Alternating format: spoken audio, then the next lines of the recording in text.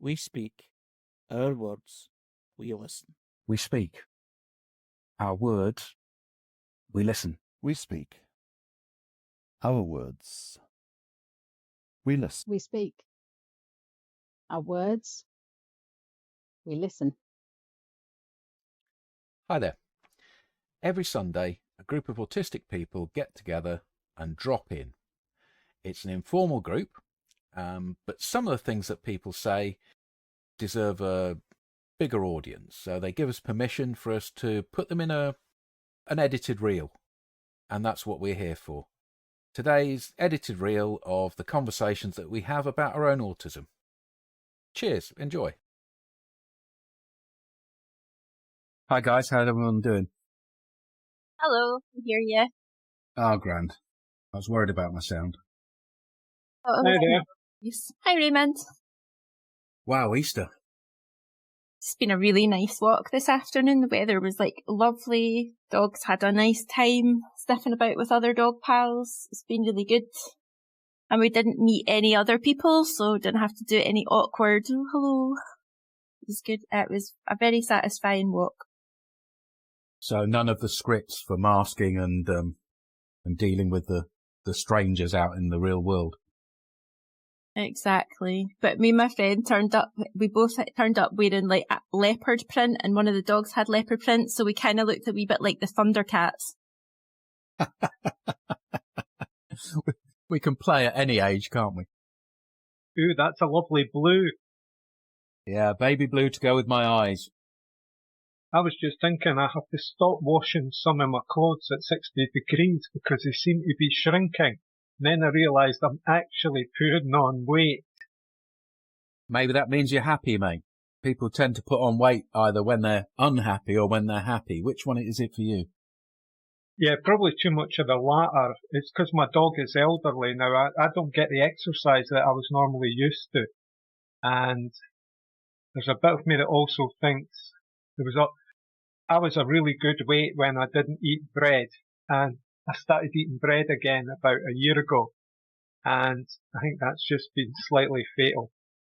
There's so many of the autistic people that I meet around the place, especially people who are, further into difficulties, what's the phrase? People who are often supported. And appetite and understanding of appetite seems to be something that we are particularly vulnerable to.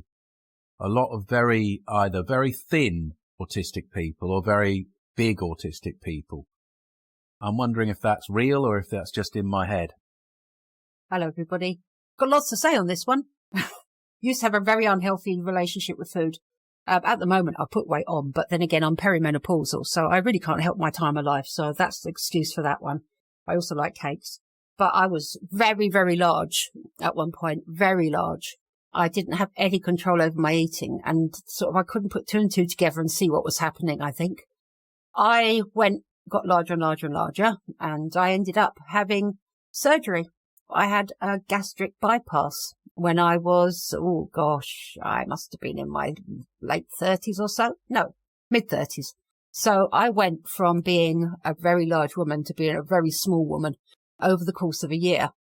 And that was such an experience because it's really odd how people perceive you differently when you are little and you don't take up so much room than when you're bigger. It was a bit of a culture shock. I'm not as skinny as I was. I wish I was that skinny again, but, can't help getting old. Yeah, there's a real prejudice when you get past a certain point in both directions, thin and big.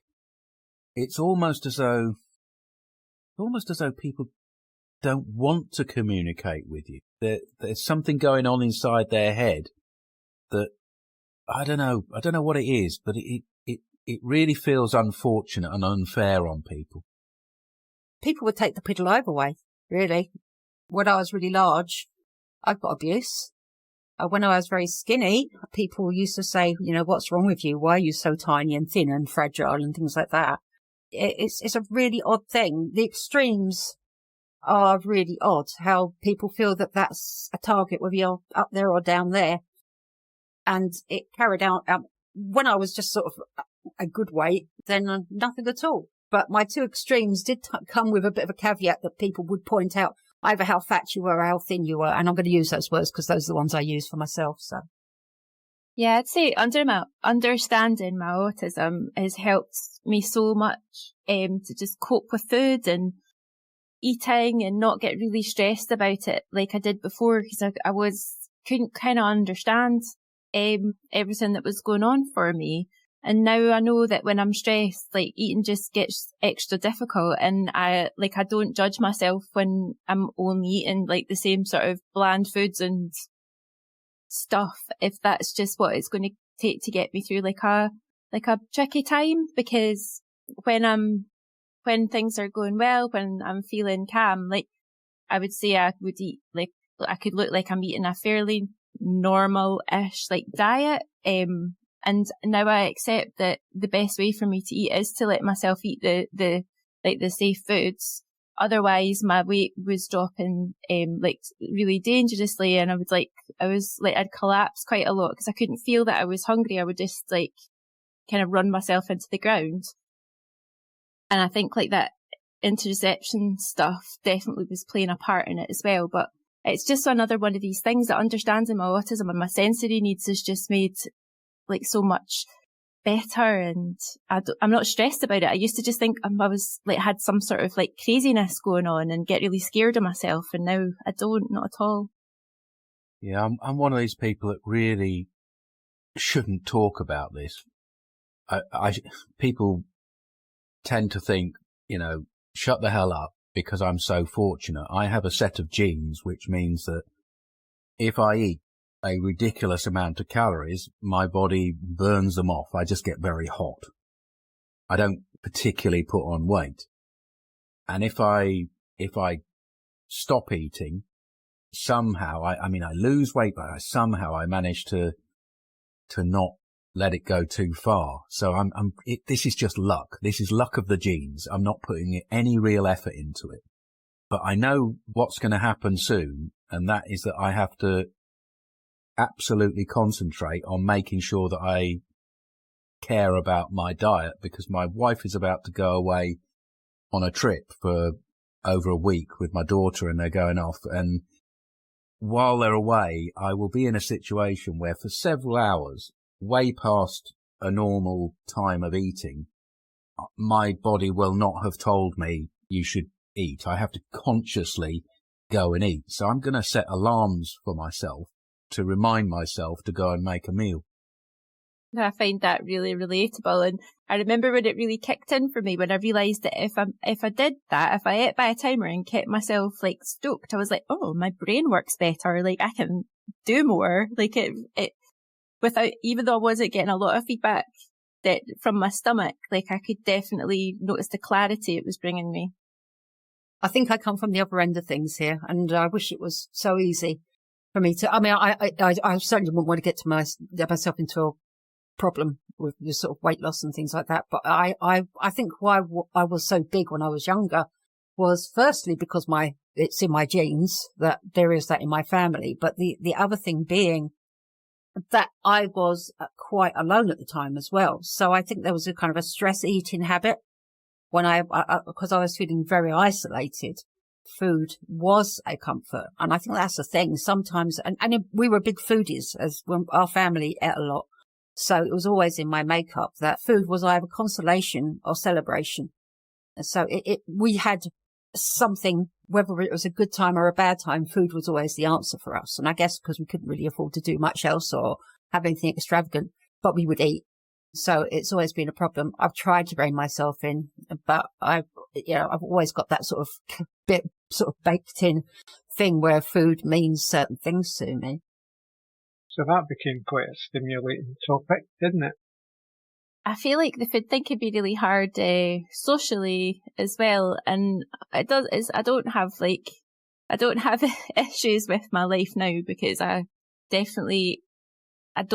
accommodate myself in ways that mean I don't have to put up with do stuff like this. But like sometimes the pressure I don't find it as much in Scotland. I'm getting to the point here, sorry. But when I lived in New Zealand for a while, food was like an even more important part of like culture, like shared culture than it is here. And there was so much pressure to eat communally together, like staff meetings, like any celebration, there would be like so much food. And I remember finding eating around people really difficult. Like I found like when I'm around people and I'm stimulated by all of that, the last thing I want is more stimulation from like foods, especially if it might be like, you know, difficult textures and stuff. And I think it can be quite, for me, it's been like a part of social life that's been quite challenging. Eating socially has always been a problem. I don't like restaurants. I don't like eating outside of the house particularly. I don't know why. You know, if I've ever been invited to anything where food was the main event in terms of if I was going to a works do or something, I found it extraordinarily difficult to eat in front of strangers or even people that I work with. I don't know. I don't know where that comes from, but I guess because I don't want to be seen as kind of messy or, you know, it just feels really uncomfortable to eat in a social place. So I don't do restaurants. I can't. I feel like I'm very organised around food. Like it's a fundamental structure to how I live. It's like a timing factor almost. Like I have a ritual when I get up where I make porridge and I have coffee and do things with the dog. And then in the afternoon I might have something. And then I make an evening meal round about 6ish. And that's been a pattern for quite a while. But I think due to certain changes, that's now becoming an issue because of weight gain. I'm not burning it off like I used to. Age and an elderly dog. So the reason I blame bread is that during the pandemic years, I didn't eat bread at all because I saw that as the one kind of binging food that I still had in my diet. Because when you have bread, you can put things on it. And very often the things you put on it are the weight gaining kind of foods. You know, like spreads, peanut butter, cheese, loads of stuff. So the return of it has brought cheese back into my diet in a big way. And I think that's just built up on me. So, I just need to see my discipline's really bad at reducing that. You know, it's all or nothing. So it might be a fact that I just have to stop eating bread again. But it's helped in a lot of other ways, reintroducing bread, you know, without going into details. I was at a presentation and there was a TV chef, somebody who had been on one of these reality programs, a competition, and they were autistic, and it got onto the subject of food as self-care, same food as self-care, repetitive same food as self-care, bland food, plain pasta, that kind of stuff. And I was really uncomfortable because this was somebody who was cooking, and cooking is about nutrition. And they were saying that when they were pregnant, they were quite happy to just eat plain pasta. And I'm thinking to myself, what about the vegetables? What about the folic acid? What about all the different nutrients? You know, there's protein in pasta, but it isn't full protein. You have to have it with legumes to make it the same complete protein that meat is. And then they made a statement that it didn't matter. None of it mattered. You should just eat what you feel like. And the nutrition was irrelevant. And that really worried me. I understand where it comes from because of all the societal pressure.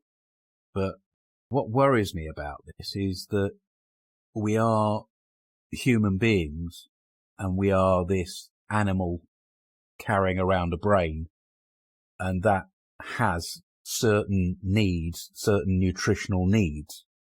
And if we give in to the idea of, well, we're autistic, it's an expression of our autism, so what?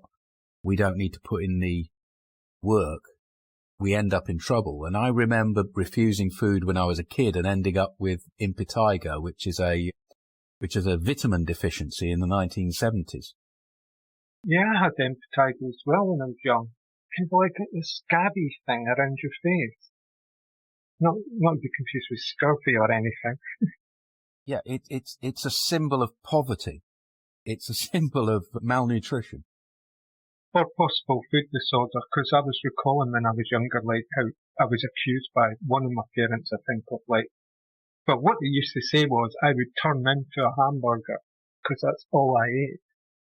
And it was those crappy tin hamburgers, all that processed stuff that gives you headaches.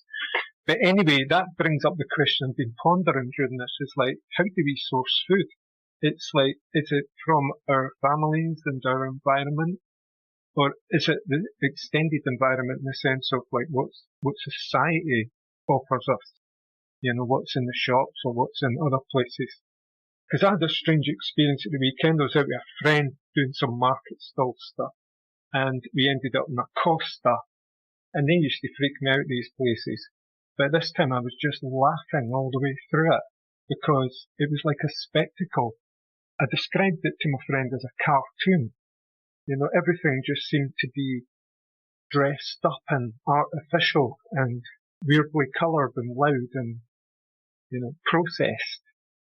And I was so aware of this, it was becoming hysterical. So, it became quite funny for me, and I had a nice decaf coffee, but I couldn't eat anything because nothing they had there felt real to me, in a sense. Nothing was made on the spot or produced there. It was kind of like packaged and then redone and heated up and this and that. So, but then that's just me. I'm particular about those things, but I'm curious about how we rely on food and where it comes from, because people think that there's a certain way to eat, but it's very dependent on your circumstances, what you will grab at and what you will consume. Sorry, was it quiet there? Jules is saying there's audio quality problems. Yeah, it just sounds like a little bit not as crisp, like a little bit more. Well, I'm close to it now, I'm facing it. Maybe I was a bit away from it. It's still difficult. I might make a wee change. Yeah, I don't know.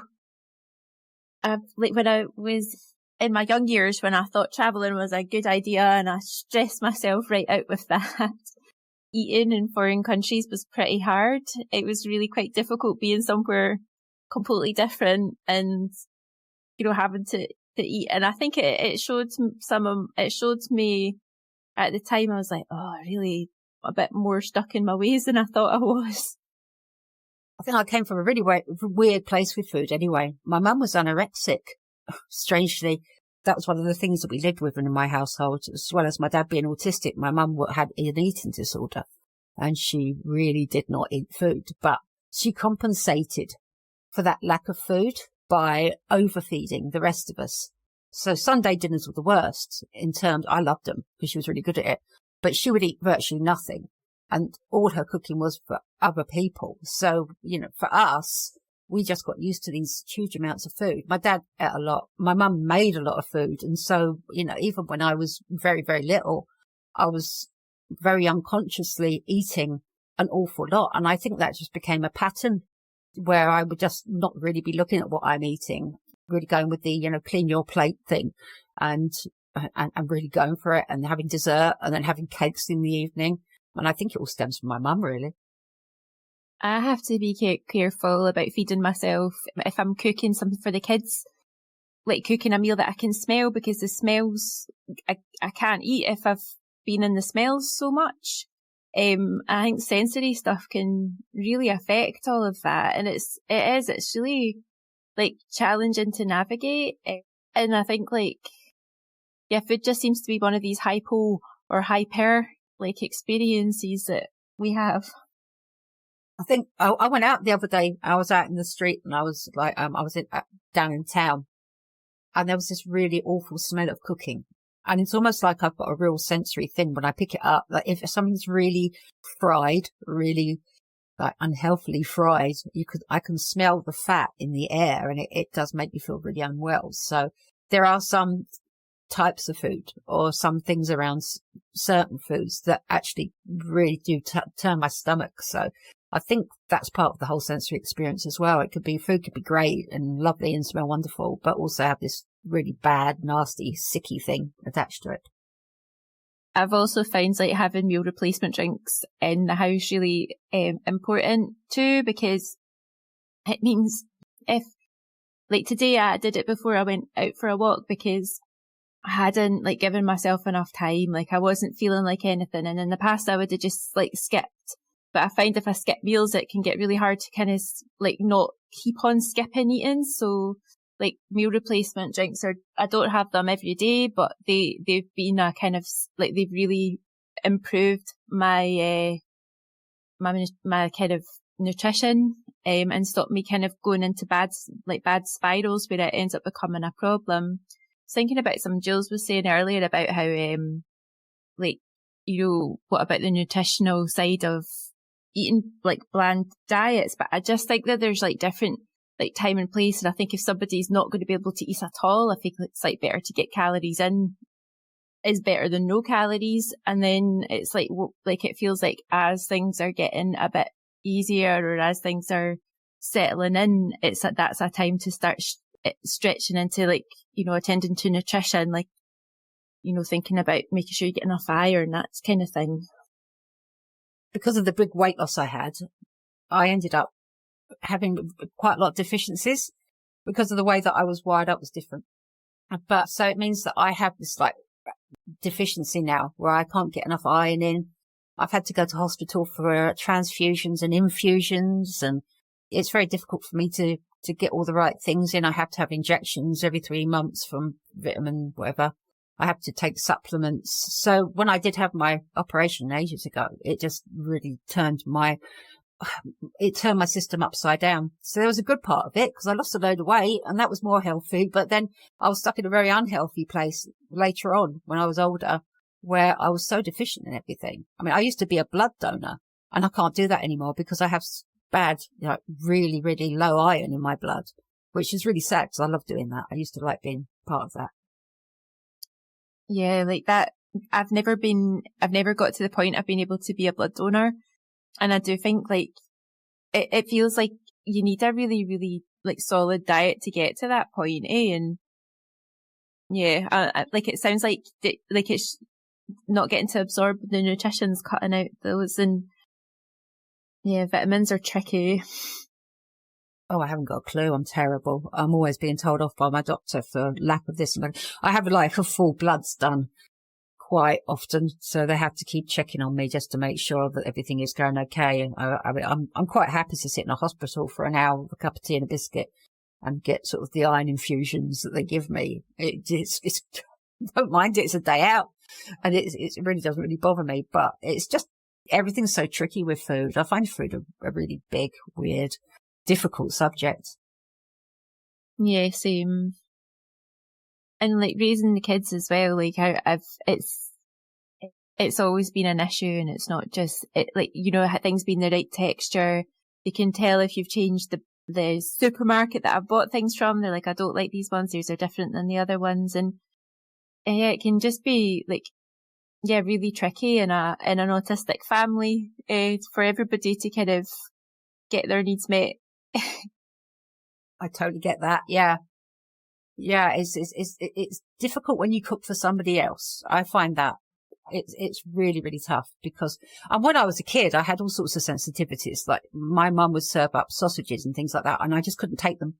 My brother was vegetarian from a very young age because of the textures of he can't take the texture of meat at all. So it wasn't for an ethical thing to start with. It was just simply because he couldn't take the feeling, that sort of mouthfeel that you get from eating meat, and it really, really upset him. So from a very young age, he was vegetarian, pretty much. He would, if it was on the plate, he'd push it aside. So he's been vegetarian since he was a wee thing, little thing.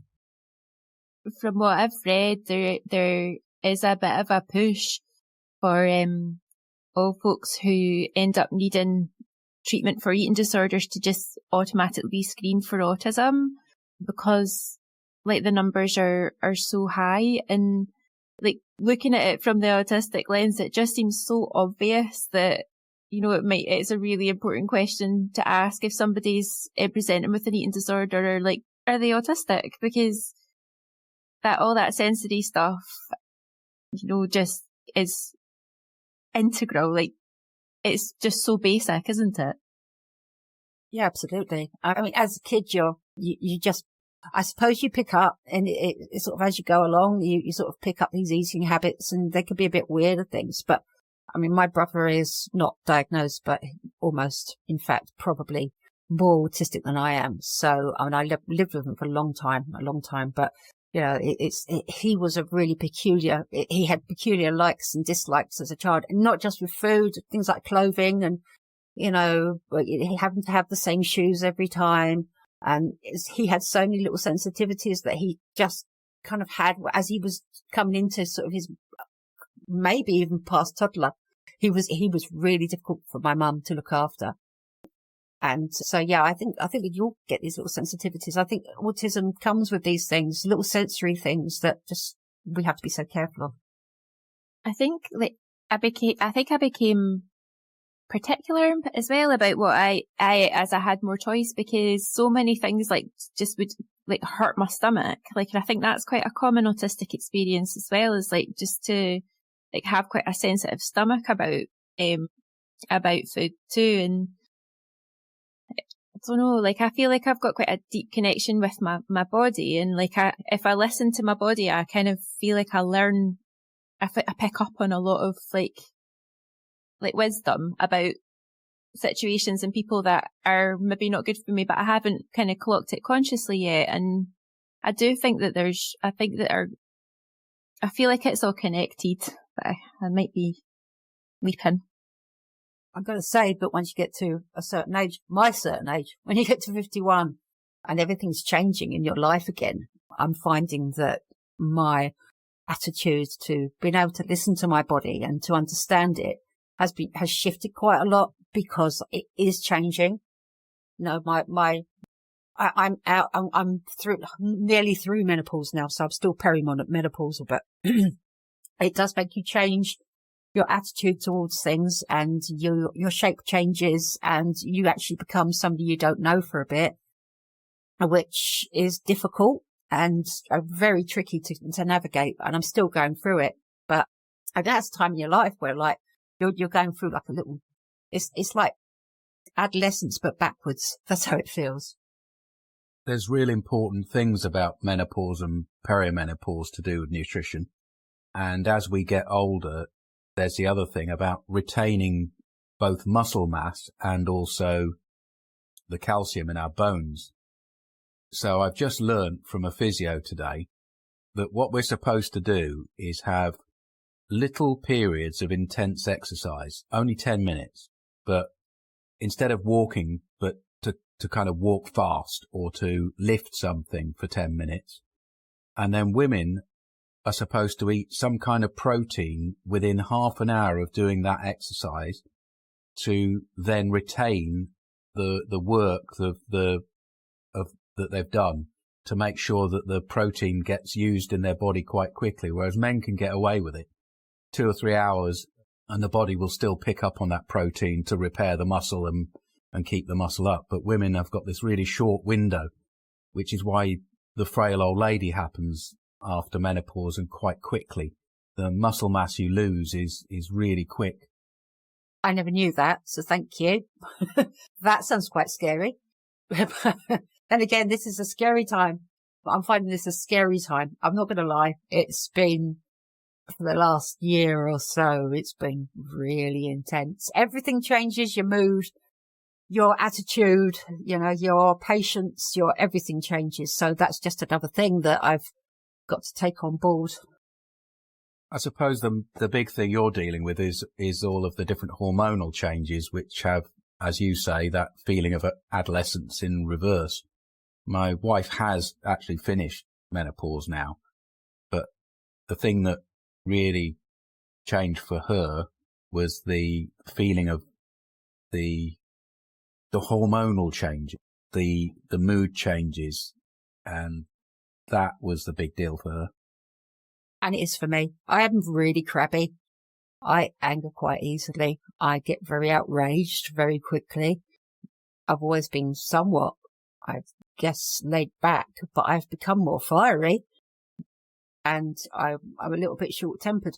I'm aware of these things, but every day is like you get a new thing and you go, okay, I've got to deal with that. And I know that I've got to go through this. I mean, I could have gone down the route of HRT, offered it, refused it, because I just feel like I just want to get to the other side of this and be, get into the next stage, the next part of life. Well, good evening, everybody. Just checking my sound. Hello, Harry. Loud and clear. Both fine. They say I'm not quite where you are yet. I'm just a few years behind. But I know for myself, like, I found a lot of the hormonal shifts around, like motherhood and everything. It was really weird, just feeling like so out of control body wise. And, so I do, like, I sympathise from that perspective. I like herbs. Like, I feel like herbs have got, like, really good stuff for us at these times. It's all doable and you get through it. So, but thank you. Yeah, I think it's just that sort of slight having to get to know yourself again. I've never had little ones, so I've never had children, so I've never gone through that hormonal shift. Although, my sister has 4, and I lived through how she was during that time, and yeah, it does fundamentally change. It changed her. But this is kind of like that. It's, how long it's going to go on for, more or less, you hope, and you just have to hang on in there. But I don't know what to do about it. It's like, I wish I could find the thing, because I've had loads of health issues since hitting menopause, and that's the thing. It's like everything is happening all at once, and it's difficult to take a handle on any of it. I really think you've hit the nail on the head there for so many things, Raymond. All of the changes in life, we tend to be isolated and go through them on our own. And that includes young men going through their adolescence and then ending up radicalized into some really bad places. Women perhaps reaching their maturation for the first time and not really having other people to share their first period and stuff with, and then their last period. It's about being autistic and not having that support network. Like, your only guide is my only guide, or the only thing that I have is to try and look back at how my mum's menopause went and how she dealt with it. And unfortunately, it was really bad. So she had a really bad time over menopause. And I've been getting things like you get holes in your memory. You forget days. I have, times where my husband will tell me that he said something to me, or we did something, or watched something on the television together. Cannot remember it.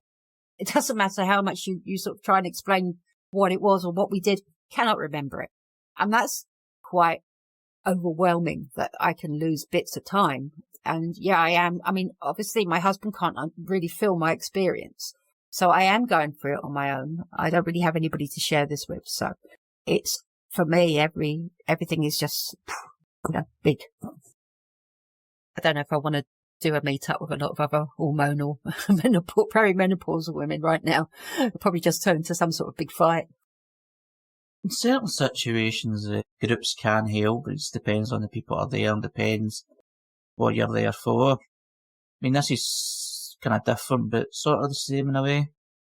It's like I used to go to different groups. It was basically kind of mental health support groups for people that have been going through a hard time, and sometimes the kind of groups just going somewhere, having a cup of tea, and you don't just sit and just talk about what's going on. It's just like a sort of meet up, a sort of community, somewhere to go to even take your mind off issues or any kind of hard times that you're going through. But also it can be a support network for there'll be somebody there that's got some sort of kind of similar, all know someone's kind of a similar situation as yourself, but it just depends on how you feel, where you are in life actually. Because I don't know if I do it now, but I do recall when I was in my early 20s, I found it very beneficial. I've become a big group person, to be honest. Like, since I just for over the last few years, and there's 1 year group that I've been part of with the National Autistic Society, a connections group. And like, there's like online, there's women's only groups, and then there's like mixed groups that meet up. I think there's men's groups, women's groups. And that's been really good. And there was a lot of people there talking about navigating like hormones and menopause, that kind of thing too. I'd really recommend it. I feel like from there we've got opportunities to start our own little grassroots groups around things. Yeah. I got to be in a training once alongside some people who were from like Andy's Man Club, and they were such a lovely bunch of guys, like really genuinely caring about like each other and finding ways that they could try and help and keep each other safe. And it was just that, and it was a bunch of folk who really knew what it was like to be at your bottom. Like this was a suicide prevention training that we were at, and it was like what we were all there for is we wanted to go, what do we do? How do we show up for somebody who's really struggling? And I don't know, I think the kind of people that go along to these groups are like the kind of people that you're safe to kind of be in a group with. There was something I done many years ago, must be about 20 years ago now, and it was a big thing at the time, and I'm hoping it's still a thing now. I haven't heard about it, but then I'm not in that sort of circle that I used to be in terms of mental health kind of groups and services. It's mental health training, and it was kind of done in the community, and it was quite intense. It was like 2 days, maybe 3 days. And what I recall from it is there was a part of it where it was sort of kind of mock situations, like drama basically. I can remember finding it really difficult to take part in that. I gave it a go, but I just found it quite difficult. You know, like it was like someone concerned that someone was feeling basically suicidal, feeling down, and it's kind of making an example of what to say and what not to say and how that person may react or may want to tell you or not want to tell you. It's just the talk of that's just kind of came into my head.